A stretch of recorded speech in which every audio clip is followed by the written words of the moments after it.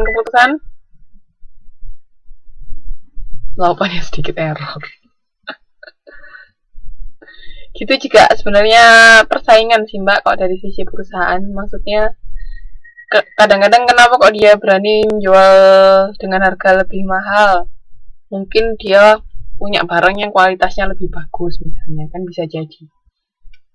Kan nggak mungkin kalau misalnya kualitas barang itu lebih jelek dari pesaingnya, dia jual lebih mahal. Siapa coba yang mau beli ya kan? Oke, ada yang mau ditanyakan sampai sini? Sebelum kita masuk ke model pengambilan keputusan ini, kita akan mempelajari beberapa model kayak yang dulu. Ada model perilaku konsumen, model dari sikap kan kemarin kita bahas yang waktu TTM itu. Oh, ini model pengambilan keputusannya. Oke, saya lanjutkan ya.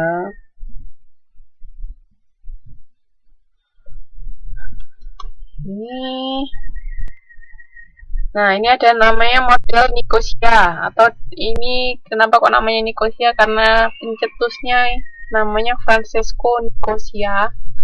Itu fokus pada tindakan pembelian konsumen yang bertransformasi menjadi proses pengambilan keputusan yang rumit. Jadi pembeliannya konsumen itu berdasarkan proses yang rumit.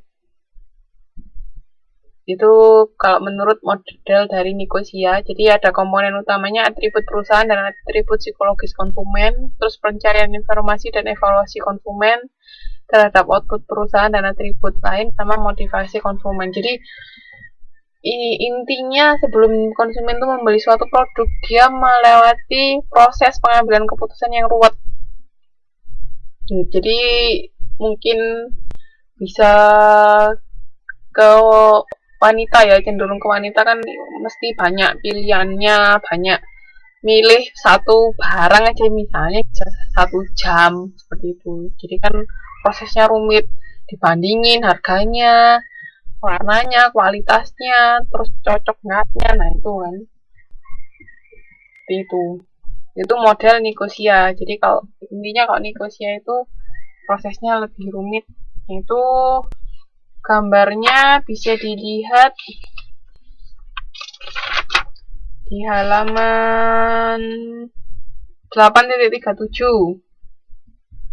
Yaitu ada atribut perusahaan, terus masuk ke atributnya konsumen, habis itu masuk ke sikap, baru mencari, terus motivasinya seperti apa, terus keputusannya, konsumsi, penyimpanan, pengalaman, nah itu.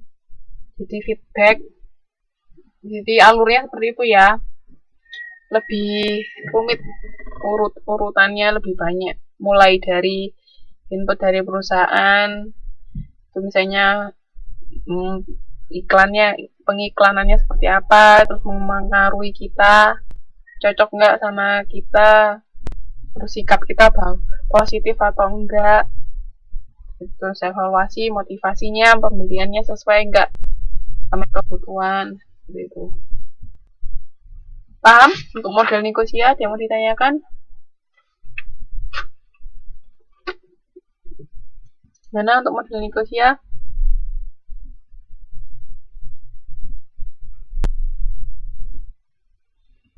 Oke, kalau nggak ada saya lanjutkan. Terus ada yang kedua, model dari Howard sama Seth. Itu tingkat pengambilan keputusan yang tadi ini sudah kita pelajari di awal tadi, yang ada extensive, limited, sama routinized. Sudah kan? Masih ingat nggak tadi apa yuk? Kalau extensive problem solving tadi apa? Terus limited problem solving sama routinized response behavior. Ayo, masih ingat nggak? Jadi sudah kita bahas di awal-awal.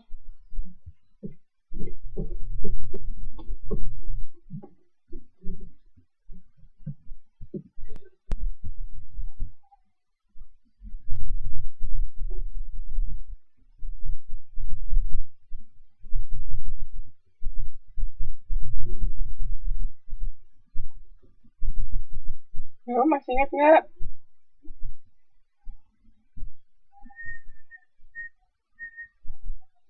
Mbak, Mas.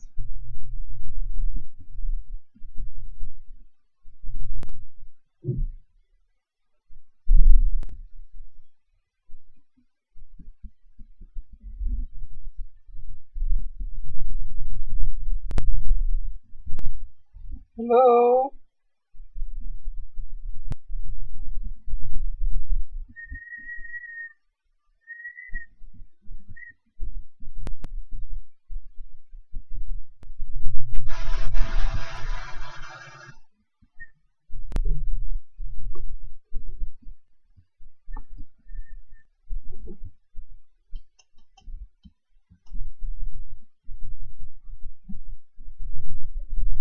Ya, kalau extensive problem solving itu pembeli nggak tahu kriteria untuk mengevaluasi suatu produk itu seperti apa. Jadi informasinya cuma sedikit, bahkan mungkin bisa dia benar-benar nggak tahu apa-apa tentang produk tersebut.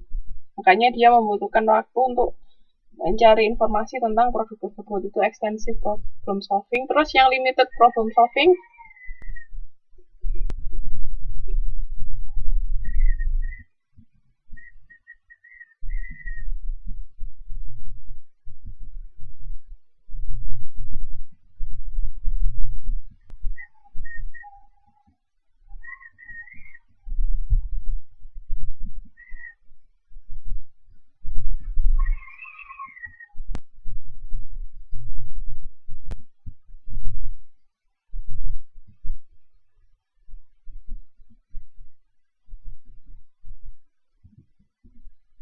kalau limited apa?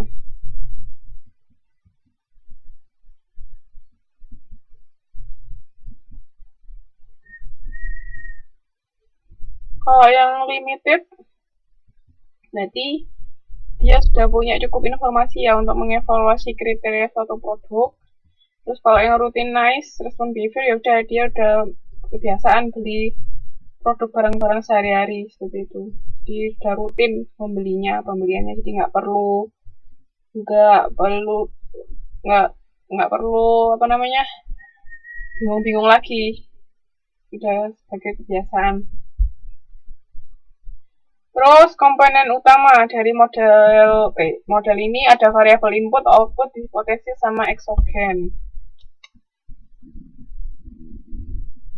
Nah ini kalau nggak kelihatan gambarnya terlalu kecil, bisa dilihat di halaman,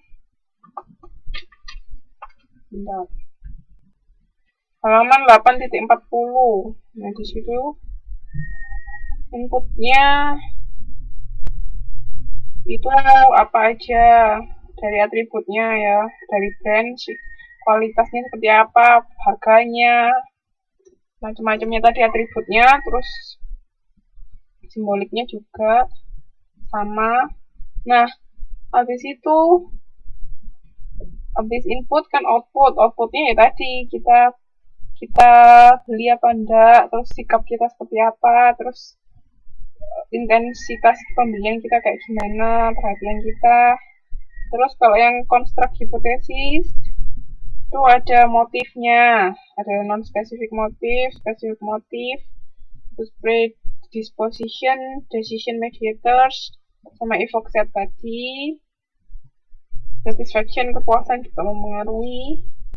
Itu hipotesis, construct hipotesisnya.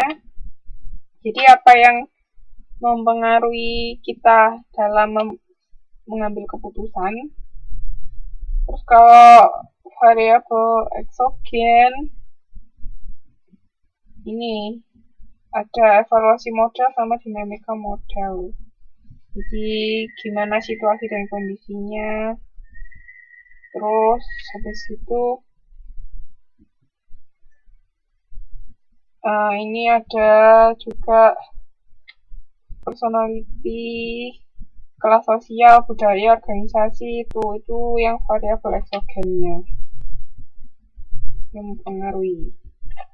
Oke, jadi ini model dari siapa tadi? Howard.